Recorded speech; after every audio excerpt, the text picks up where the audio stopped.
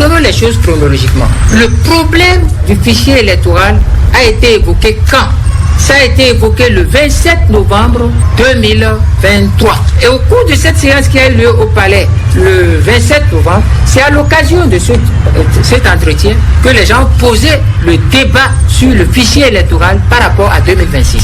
Mais au cours de cette séance, Patrice Talon tombe saisi au bon cette histoire de fichier et dit oui, ok, il n'y a pas de problème. Mais moi, Patrice Talon, je vous dis, le fichier n'a aucun problème. Parce que si, parce que ça, parce que si, parce que technicité top, tout et tout top. Mais si vous voulez, allez organiser les gens de l'opposition et autres là, les partis politiques. Et puis, si vous n'avez pas d'argent, vous, démocrates, vous ne pouvez pas cotiser. Moi, je vais donner vos irrifères. Le débat est né. Nous sommes entrés dans une diversion grandeur nature. Pourquoi, madame? Et pourquoi ceux qu'on appelle les démocrates ne sont pas à la hauteur de ce dont ils ambitionnent être? 27 novembre, vous posez ce débat. On vous dit, ok, on finance. Lorsqu'on a jeté le financement, ça donne la piste. Mais le 5 mars, le 5 ou 6 mars, la loi électorale n'est plus la même. Le code électoral n'est plus le même.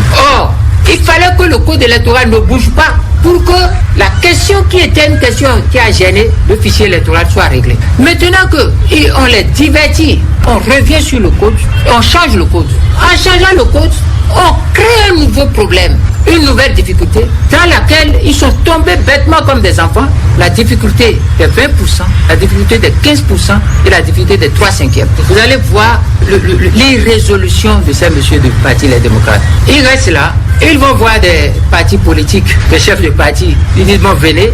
Ils sont partis, ils veulent faire fichier, audit du fichier. Eux-mêmes ont dit quoi? Ils ont dit qu'ils veulent faire un audit du fichier. Donc c'est un problème politique. Mais à l'arrivée, ils abandonnent leurs responsabilités. Ils disent maintenant qu'ils donnent ça à la société civile. Ce n'est pas transparent. C'est les politiciens qui ont réclamé l'audit. C'est les politiciens qui vont désigner faire. Ce n'est pas la société civile qui va faire. Vous allez voir la suite. La suite, madame, vous n'avez même plus besoin d'aller loin pour savoir la suite. Vous avez entendu les gens de la société civile quand ils étaient devant Talon?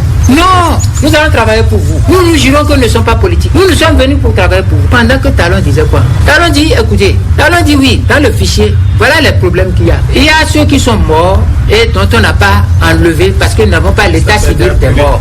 Il enlève un problème. Et c'est le plus grand problème.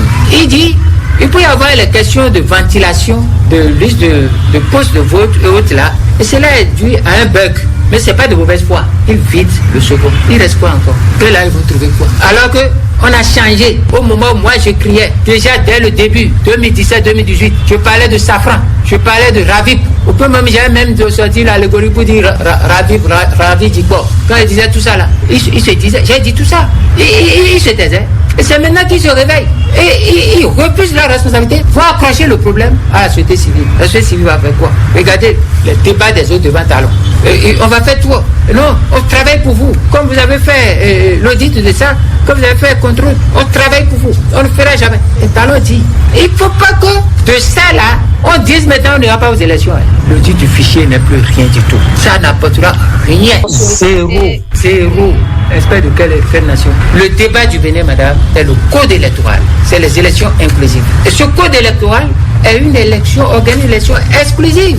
Ok, madame, souffrez lorsque vous entendez un Roumpé Paul, souffrez lorsque un Roumpé Paul dit, nous allons écrire au président Patrice Talon, il va nous recevoir et nous allons lui demander les parrainages pour aller souffrir et pleurer pour cette république. C'est dangereux pour une nation que quelqu'un qui se dit de l'opposition dise, je vais demander la permission au président de la République pour qu'il me donne les moyens pour aller aux élections. C'est l'échec cuisant total des réformes. C'est une calamité brute. Souffrez de ça. Et souffrez enfin lorsque journalistes internationaux disent au chef de l'État, écoutez, est-ce que vous n'allez pas avoir candidat commun avec votre entre-griffe de adversaire qui n'en est pas? Parce que Talon fait du méga yaï. Le talonisme est l'achèvement du yaïsme. Le fichier électoral, c'est du pipeau. C'est le code électoral. Et dans le code électoral, le problème ici, c'est l'inventaire des obstacles qui amènent à l'exclusion politique et il faut les régler pour avoir l'inclusion politique. Enfin,